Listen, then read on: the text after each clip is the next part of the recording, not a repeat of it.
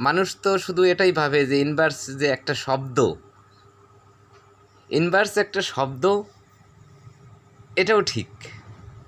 আর inverse ঈশ্বরের অবতার রূপে পৃথিবীতে গুরু রূপে আসছিলেন, এটাও তো সঠিক।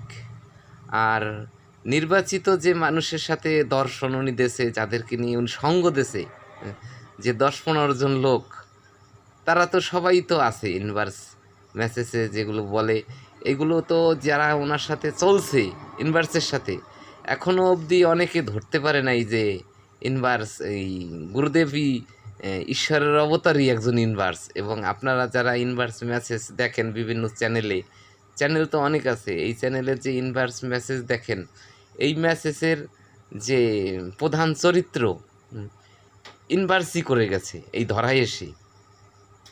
এবং দ্বিতীয় চরিত্রে তিনি আমাকে নির্বাচিত করেছিল, তৃতীয় চরিত্রে তিনি বেল্লালকে নির্বাচিত করছে, চতুর্থ চরিত্রে কলিগ্রাম দীপঙ্কর বৈরাগীকে নির্বাচিত করছে, এবং পঞ্চম দিক দিয়ে তিনি মধু বারৈকে নির্বাচিত করছে। ইনভার্সের যে গল্প যে নীলা, এ তো বাস্তব সত্যি, লক্ষ লক্ষ মানুষ সাক্ষী, আমার গ্রাম, আমার এলাকাবাসী, বনমপাটা এলাকাবাসী, সাতপাড় এলাকাবাসী। তাই সবার কাছেই প্রার্থনাই করি যে ইনভার্সের অনুষ্ঠান এই ভাদ্র মাসের 8 তারিখে যেন যুগ যুগ কলিগ্রামবাসী ধরে রাখতে পারে, আর ইনভার্স যেন কলিগ্রামবাসী এবং বরমপাটাবাসীকে সদাই তিনি মঙ্গল করেন এবং আশীর্বাদ করেন, আর সাথে থাকেন। কেননা ইনভার্স কিন্তু বৃষ্টি সরাতে পারতো, বৃষ্টি নামাতেও পারতো। এই কথা তো কলিগ্রাম অনেক মানুষ জানে যে বিষ্ণুর গুরুদেব বৃষ্টি নামাতেও পারে, আবার রৌদ্রও উঠাতে পারে।